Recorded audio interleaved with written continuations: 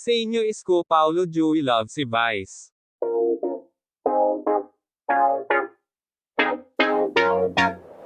Nagpaabot ng kanyang pagmamahal si Joey De Leon kay Vice Ganda at sa programang kinabibilangan nito, ang It's Showtime.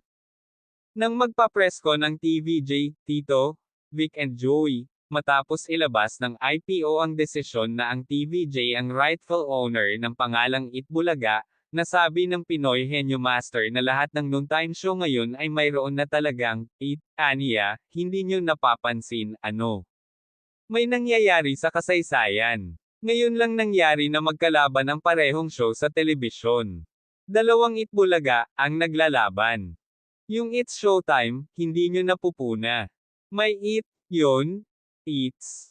Nakikisali pa, pero mas mahal namin yun. Hi Vice. Love namin yun. Basta ABS-CBN. Love ko, giit pa ng komedyanteng TV host.